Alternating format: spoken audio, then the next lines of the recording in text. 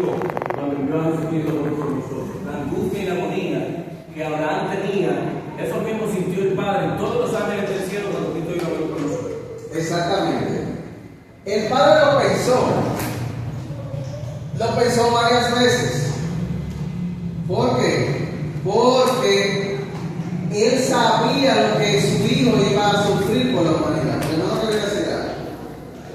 Humanamente es difícil que alguien le pida a un hijo a otro para sacrificar humanamente. Ahora, cuando ya viene la experiencia de Dios, de esta relación con Dios, uno no sabría qué hacer, pero humanamente yo lo hago. Exactamente, es limitado el amor de la humanidad.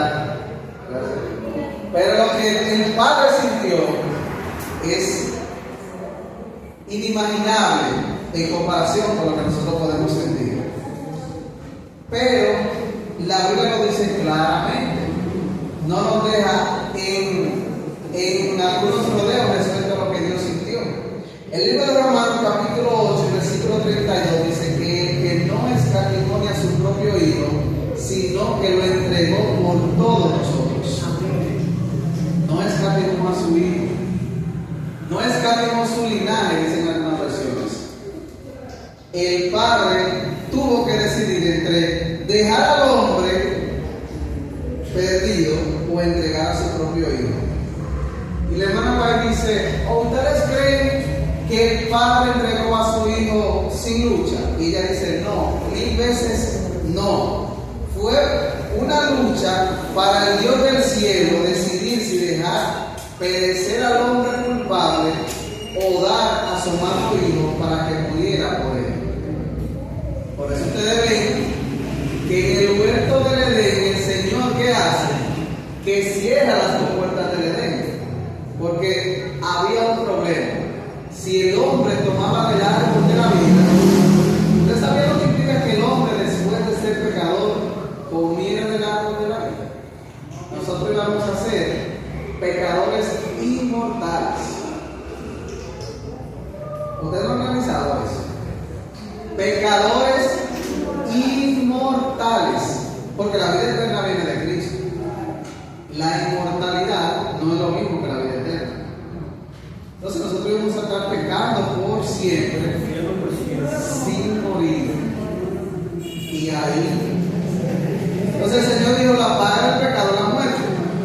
Pero Cristo paga lo que el pecado exigía, que era la muerte, para que nosotros pudiéramos obtener de nuevo la vida eterna y poder regresar al Padre. Y yo digo: gloria a Dios por lo que hizo Cristo. Porque si no, miren, la humanidad sin rumbo por la eternidad y por los siglos de los siglos. Ahora, el Padre sufrió una lucha interna y no fue una decisión fría. Así que esto revela el amor de Dios. La ley de Dios no podía ser quebrantada. El hombre no podía cambiarla ni anularla.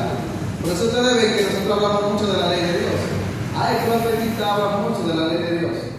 El Señor no podía quebrantar ni violar su ley. Por eso es que nosotros no podemos rebajar la ley de Dios. Porque el Señor, el Dios eterno, el Rey del universo, no rebajó su ley. El pecado decidía la muerte. Así que Adán quiso morir por la humanidad o por sus descendientes que iban a sufrir la pena, pero solo el Hijo de Dios iba a morir en ese sacrificio. Así que hubo un arrepentimiento real por parte de Adán y el amor hacia el Creador. Ahora, todo esto, todo lo que pasó aquí, lo del Padre, lo del Hijo, lo del Espíritu Santo, lo de los ángeles, lo del cielo, se refleja en una sola palabra: el amor. El amor fue tan grande que dio a su único Hijo para nuestra salvación. Ahora Cristo, hay una profecía en el libro de Isaías capítulo 53 que describe todo lo que iba a pasar Cristo. Mas Él herido fue por nuestras rebeliones, molido por nuestros pecados. Y fíjense qué palabra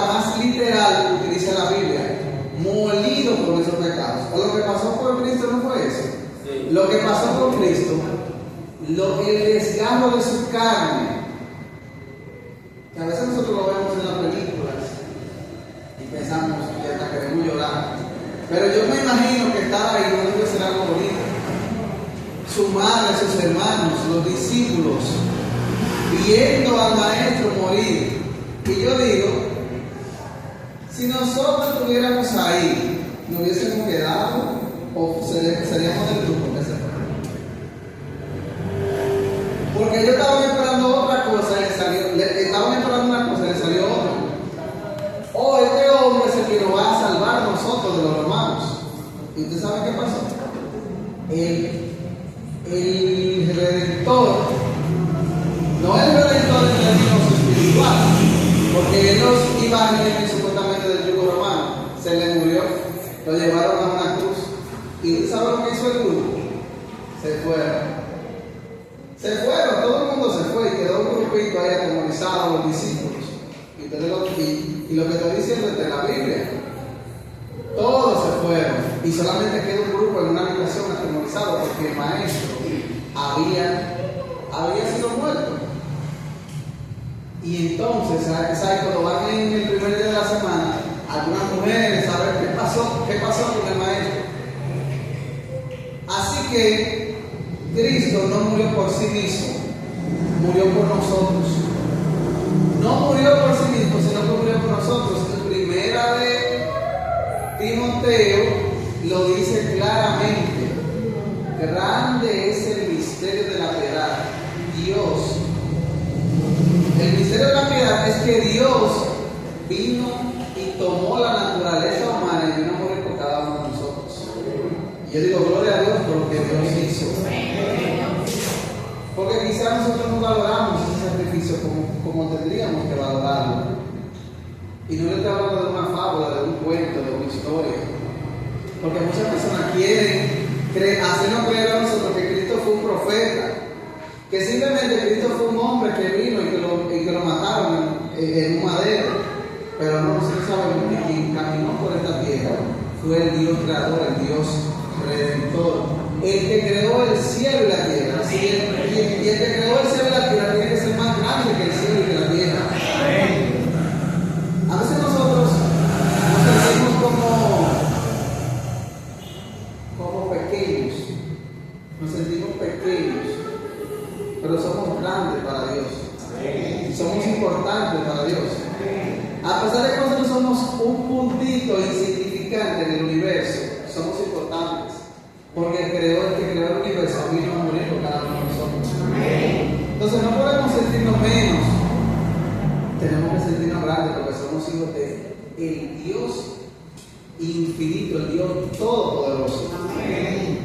Por lo tanto, la Biblia describe que al que no conoció pecado, por nosotros Dios lo trató como pecado. Al que no conoció pecado, Dios lo trató como pecador. ¿Para qué? Para que nosotros pudiéramos tener redención por medio de él.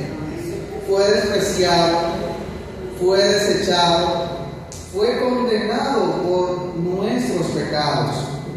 Como un cordero inocente fue llevado al matadero y como una serpiente levantada representó el pecado que cargaba la humanidad. Pero nosotros siempre vamos detrás de las cosas que no son lo correcto. La serpiente que Moisés levantó en el desierto le estaban adorando en vez de adorar al que había sanado la multitud, al que había libertado al pueblo de Israel. Y es que nosotros necesitamos de un Dios grande. Así es que el bautismo y la circuncisión representan también la muerte al pecado, la separación real del pecado, la nueva vida en Cristo. El bautismo significa el abandono del pecado en nuestra vida. Así es que como la circuncisión cortaba y echaba fuera, el bautismo también nos ayuda a pensar y cortar con esa vida vieja. Lo que Dios hizo con nosotros cuando nosotros decidimos entregarle nuestra vida a Él. Y dice la palabra de Dios que nuestra salvación está más cerca que cuando creímos. Porque cada día que pasa nos recuerda que la redención está cada día más cerca. Y Pablo dice que Dios estará con nosotros todos los días hasta el fin del mundo. Hasta el fin del mundo. Por lo tanto, no tenemos que temer, no tenemos que pensar, pero que Dios nos ayude a que no seamos de los que se devuelven. Hay un libro muy famoso que se llama El progreso del peregrino. ¿Alguno lo ha escuchado? El progreso del peregrino lo escribió un señor llamado Juan Bunyan. Él habla de el camino del cristiano, es una alegoría sobre el camino del cristiano. Usted lo puede buscar, está en película, hay dos películas en YouTube, hay un muñequito que la hicieron recientemente, en dibujos animados, y que la narraron, la protagonizaron unas personas, y habla del camino del cristiano hacia la Canaán celestial. Pero en ese camino cristiano, que es el personaje principal, tuvo que atravesar diferentes situaciones. Porque el camino hacia el cielo no es un camino asfaltado, un camino bonito, lleno de flores. En el camino hay tropiezos, hay lagos, hay montañas que nosotros tenemos que subir y volver a bajar.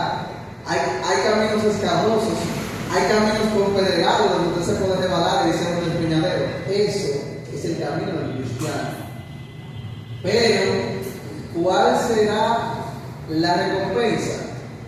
La recompensa ni siquiera es esa Canaán celestial que nosotros pensamos. Oh, cuánto dista Canaán, dice el himno. El premio no es la Canaán. ¿Usted sabía? El premio no es la Canaán. ¿Usted sabe cuál es el premio? Estar en la presencia de Dios. Amén. Porque ¿de qué nos vale a nosotros estar en una ciudad si Dios no está en esa ciudad? ¿De qué nos vale a nosotros tener todas esas cosas gloriosas que menciona el cielo si Dios no está en el cielo? Entonces yo digo que la presencia de Dios, que nosotros la disfrutamos en esta vida de una forma tan limitada, va a ser gloriosa ya cuando estemos comiendo. Por eso yo cantaba esta mañana en la escuela sabática que la vida es muy limitada. Nosotros no sabemos cuándo nos toca. Cuando nos toca ir al descanso. Yo decía, gloria a Dios. El miércoles, gloria a Dios si yo estoy vivo cuando Cristo venga. Y si me muero, gloria a Dios también. Pero yo quiero estar con Él cuando Él venga, o que me transforme cuando Él me levante. Porque si no, entonces mi caminar por esta tierra habrá sido simplemente en balde, o como hicieron los israelitas que duraron 40 años para en el desierto, con solamente la esperanza de pensar que podía llegar a la Canaán. Pero llegamos, yo también quiero llegar.